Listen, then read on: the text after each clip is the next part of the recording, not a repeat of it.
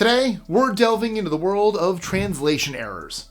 No, not the everyday kind where autocorrect botches your goodnight text, but the ones that changed myths, religions, politics, entire nations, and, in some cases, caused people to do things so bizarre that future historians had to sit down and say, "What in the actual duck?"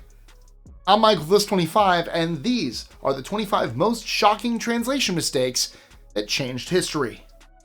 25. The Lord's Prayer, lost word. Give us this day our daily bread, and forgive us our misinterpretation. The Lord's Prayer includes a word so rare that it appears only once in the entire ancient Greek language, epiousian.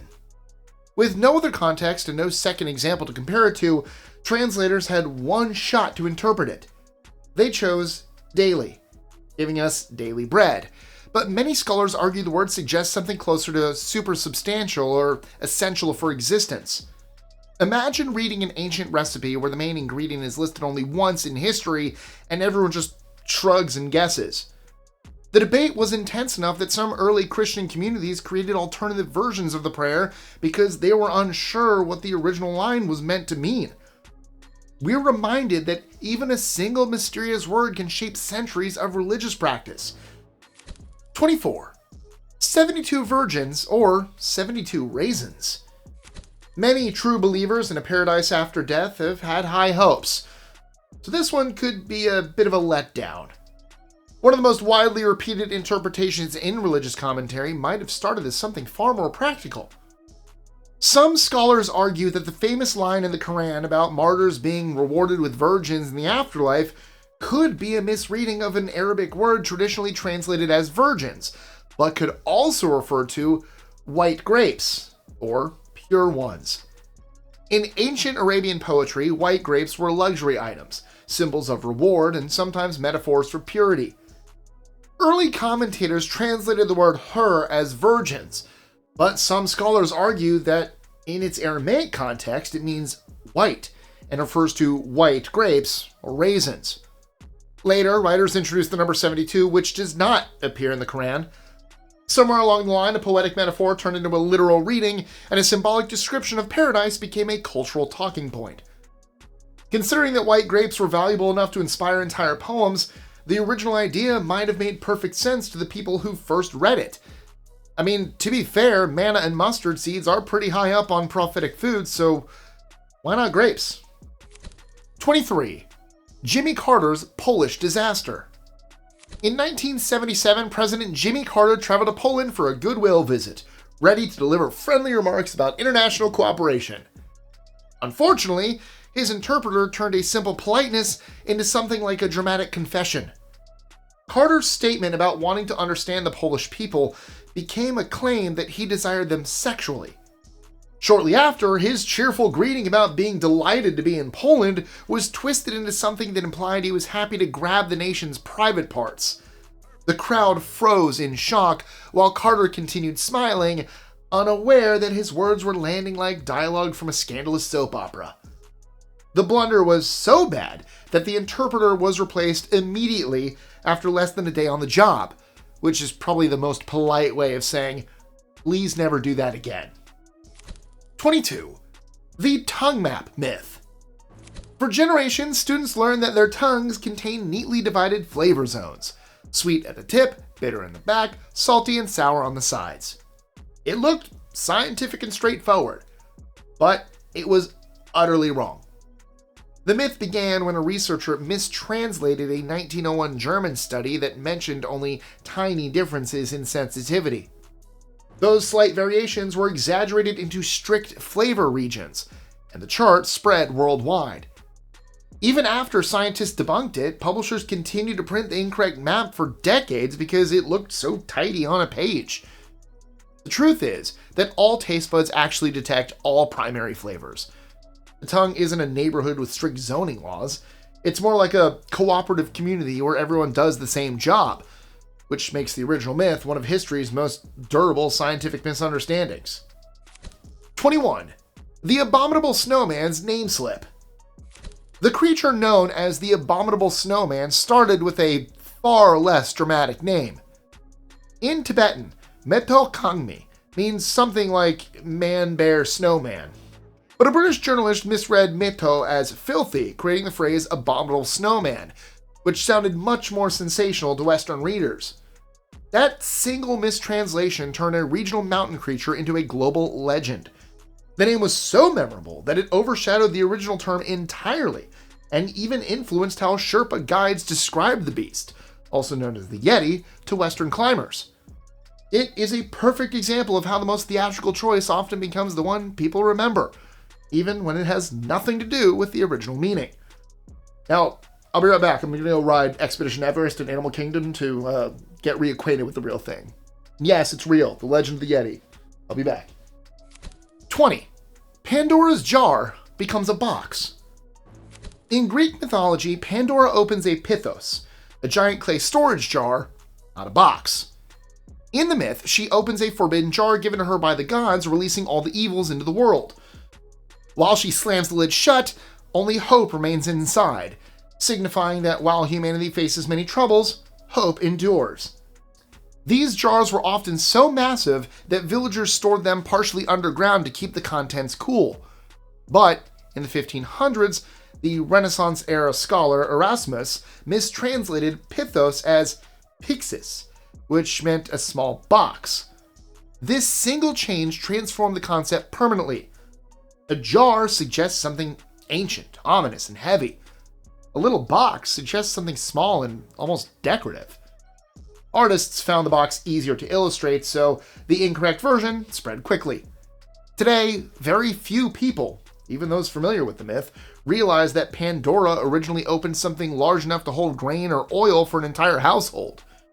The story serves as a cautionary tale about curiosity and the consequences of tampering with the unknown, and may make you think of getting yourself into a pickle in a whole new light. 19. Mummies eaten by misreading. The Arabic word mumia referred to a natural asphalt used in traditional medicine, but Europeans misunderstood it to mean actual mummified remains.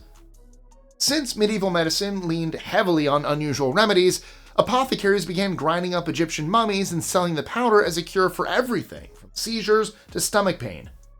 The practice became popular enough that counterfeiters dried and sold the corpses of executed criminals when real mummies ran out.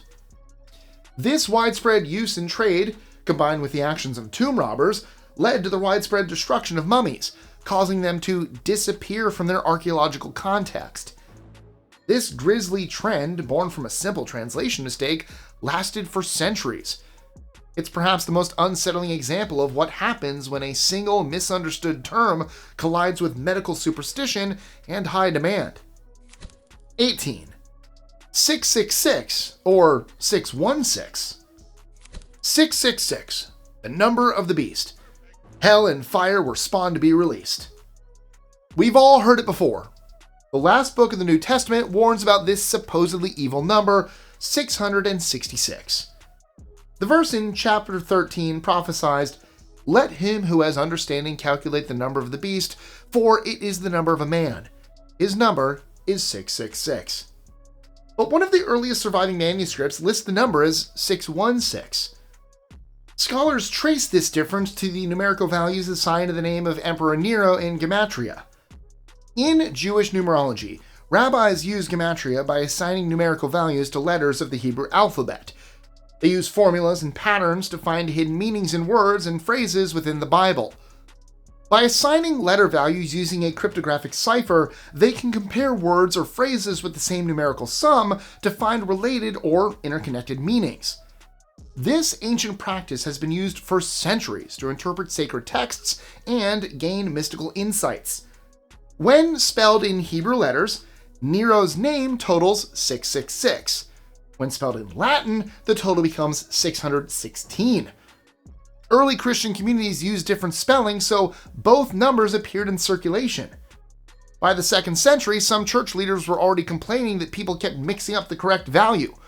Over time, 666 won out in popular culture, helped along by its dramatic sound and the fact that it fit well in everything from horror films to heavy metal albums. 17. Pavlov's bell that never rang. The famous story of Pavlov ringing a bell to make dogs salivate is so iconic that it appears in cartoons, psychology textbooks, and even everyday conversation.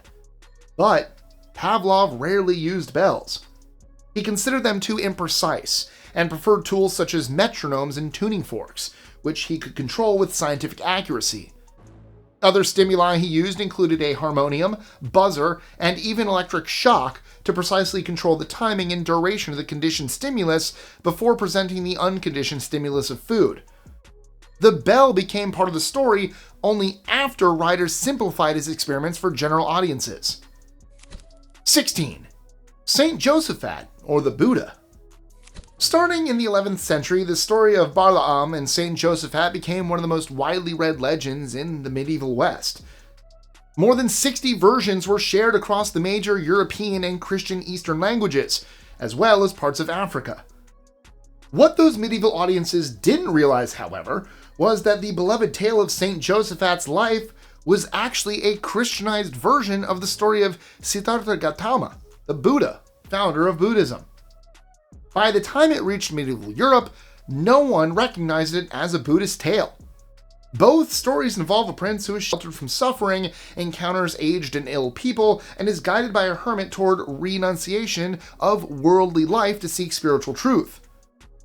The name Josaphat itself is the phonetic evolution from the Sanskrit word bodhisattva, which means a being that compassionately refrains from entering nirvana in order to save others. The Catholic Church canonized Josaphat as a saint, while still unaware of the saint's similarity to the Buddha. To this day, it stands as the most elaborate game of telephone anyone could possibly conceive. 15. Norse Jötnar, mislabeled as giants. The beings known as Jötnar in Norse mythology were far more complex than the giants most people imagine today. The word Jötun meant something closer to devourer or powerful being, not necessarily giant. Some Jötnar were huge, but others were human-sized, shapeshifters, or even extraordinarily beautiful. One was the mother of Thor himself, which makes it hard to envisage them as simple, towering monsters. Descriptions of their appearance are rare, but some female Jötnar are said to be beautiful, while others are monstrous and have multiple heads. Medieval translators chose giants as the closest English word, simplifying an entire category of mythic figures. Modern comic culture reinforced that idea, especially with Marvel's Frost Giants, even though the original myths painted a far more interesting picture. 14. Eden's apple, from a Latin pun. Most people think of an apple hanging from the tree of knowledge, but Genesis never names the fruit.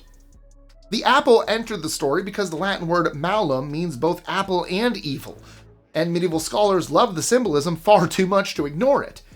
The pun was so irresistible that artists embraced apples in their paintings, reinforcing the association for centuries. Some early Jewish traditions even argued the fruit may have been a fig, since Adam and Eve used fig leaves immediately afterward.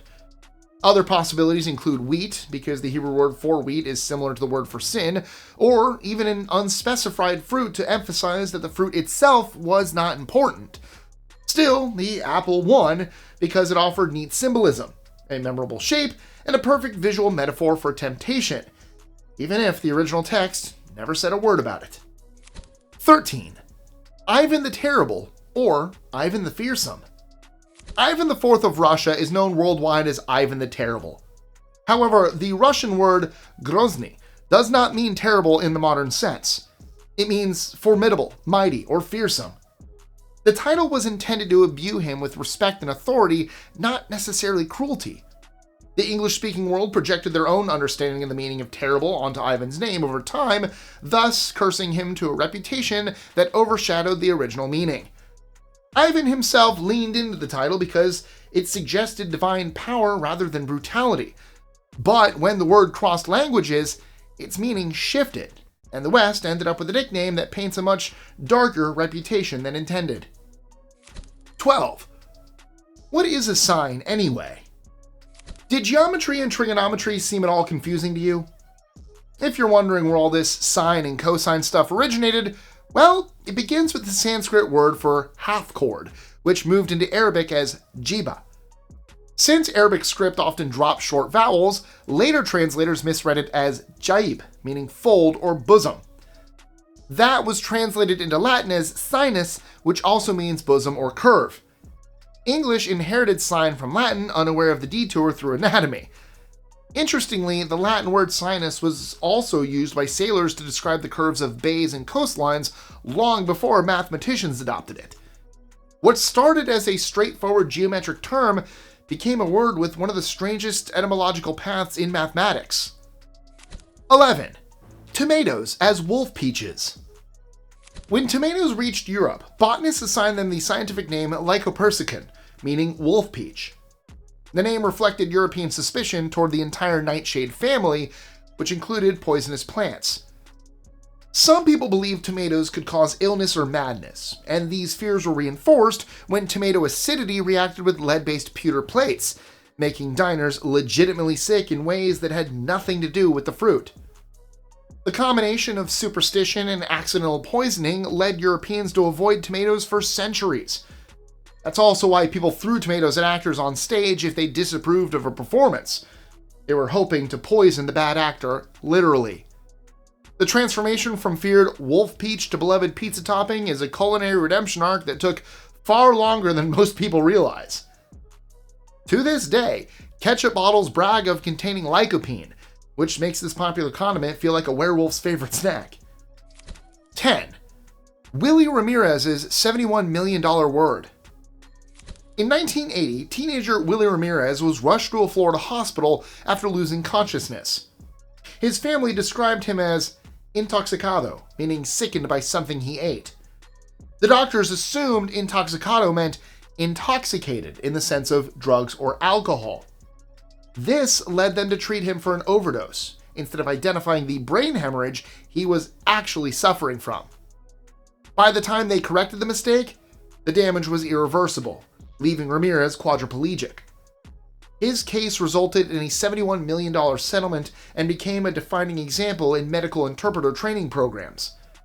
Today, clinicians still study this incident to understand why bilingual staff alone cannot ensure accurate communication in emergencies. 9. White rhino from wide rhino. The white rhino is not white. The confusion began when English speakers misheard the Afrikaans word wide, meaning wide, which described the animal's broad, square-shaped mouth. It's so wide that even Ace Ventura Pet Detective was able to fit inside one, believably. Believing they had heard white instead of wide, early zoologists recorded the name incorrectly. To balance the pair, the other species was then labeled the black rhino, even though both are gray.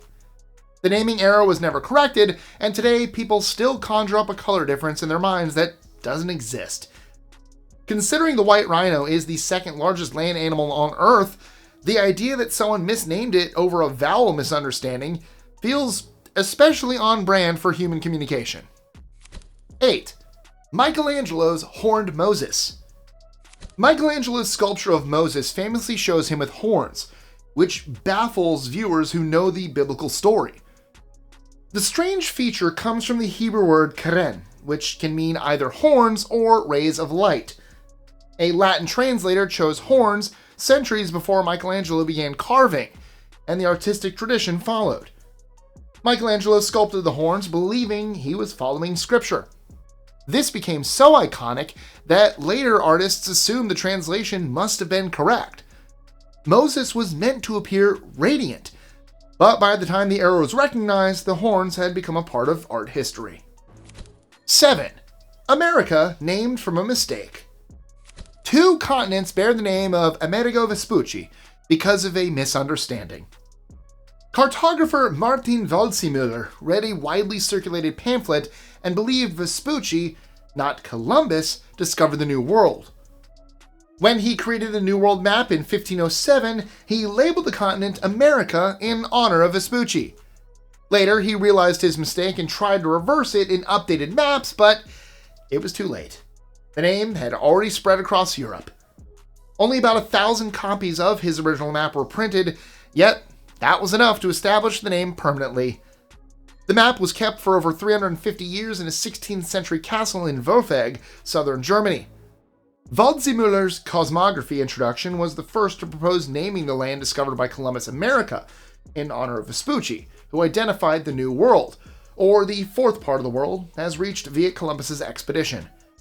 Before that time, no name collectively identified the Western Hemisphere. This proves that even a limited printing can leave an enormous historical impact. 6. Pepsi and the Resurrection Myth. The tale that Pepsi's 1960 slogan, "Come alive, you are in the Pepsi generation," was mistranslated in China as "Pepsi brings your ancestors back from the dead," is among the most well-known marketing legends. However, there is no evidence backing this claim. China didn't allow Western advertising at the time, and no contemporary documents recorded the mistranslation. The story became popular thanks to British tabloids in the 80s, which were reporting heavily on translation mishaps and inserted fabricated examples to entertain readers. The myth still spreads because it sounds like a corporate blunder that could easily have happened, even though it never did. 5. The Treaty of Wuchale. The Treaty of Wuchale, which Emperor Menelik II of Ethiopia signed with Italy in 1889, seemed to create diplomatic friendship between the two nations. The Amharic translation of the treaty indicated that Ethiopia could rely on Italy to handle its international relations. The Italian translation revealed that Ethiopia needed to submit to Italian authority. The treaty created a legal situation in which Ethiopia became subject to Italian protection under its terms. Menelik II learned about Italy's deceitful actions, so he denied their territorial claims, which started the First Italo-Ethiopian War. The Battle of Adwa victory, which Ethiopia achieved in 1896, established its national sovereignty while marking a pivotal moment for African nations fighting against colonial rule. The Ethiopian people continue to study this conflict because it demonstrates how to protect national sovereignty from foreign interference. 4. The mistranslation of the Grattan Fight. The Grattan Fight became a misunderstanding because of an interpreter's drunken mistake. The 1854 conflict between the U.S. military and the Lakota Sioux tribe began when soldiers entered their encampment because of a disputed cow. The intoxicated interpreter declined the Lakota chief's offer of peace restitution, misreading his words as a refusal. Miscommunication between the parties triggered an immediate escalation of their conflict. The situation escalated further when a scared soldier fired his weapon, killing the chief. The Grattan Fight initiated the First Sioux War when American soldiers engaged in combat with the Lakota Sioux tribe. The chief, Conquering Bear, established himself as a diplomat who preferred peace until the translation mistake turned his peaceful encounter into a deadly one. 3. The translation divide of the Treaty of Waitangi. The Treaty of Waitangi is a crucial historical document because British officials and numerous Maori leaders signed it in 1840. The document contains two versions that express different meanings through their English and Maori texts. The English version indicates that Maori people completely surrendered their national sovereignty to British authority. The Maori version shows that chiefs granted Britain governance authority, but retained full control over their lands, resources, and communities. The differing understandings between the two led to prolonged land confiscations, judicial battles, and ongoing cultural tensions. The New Zealand court system depends on both language versions to determine the current legal meaning of treaty-based obligations. A single translation variation between the two versions still affects national political choices. 2. Cortés Mistaken for a God. The long-standing story that the Aztecs believed Hernán Cortés was the returning god Quetzalcoatl has been repeated for centuries, but it likely began with a mistranslation. The people of Zampola reportedly referred to the Spaniards as Teule, a word the Spanish interpreted as God, but the term could also mean spirit, sacred being, powerful stranger, or something simply impressive. Spanish historians from that period emphasized the divinity interpretation because it supported the idea that the conquest followed a divine plan or was accepted by God. The Aztec historical records contain no evidence of any prophecy that matched the arrival of Cortés. The incorrect interpretation developed into a lasting myth that continues to influence modern educational approaches to the Mexican conquest. 1. Tootsie Rolls at the Chosin Reservoir. According to a popular legend within the military during the Korean War, U.S. Marines fighting at the Chosin Reservoir desperately radioed for more mortar rounds. The code name for the ammunition was Tootsie Roll.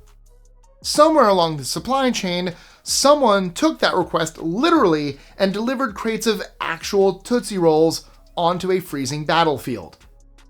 The mistake left the Marines dangerously short on ammunition, but they made use of the candy by warming it in their pockets and using it to patch leaks in fuel lines and equipment. The bizarre mix-up became one of the most famous logistical failures in military history, a moment when one misunderstood word turned a life or death request into a parachute drop full of chocolate. These translation mistakes remind us just how delicate communication really is. If you enjoyed this look at the wild consequences of human error, make sure to like, share, subscribe, and tell me which entry surprised you the most. Also, check out our video on 25 lies you were told in history books, so you can join us as we straighten out even more misunderstandings that have kept us confused to this very day. Thank you guys so much for watching, and I'll catch you in the next one.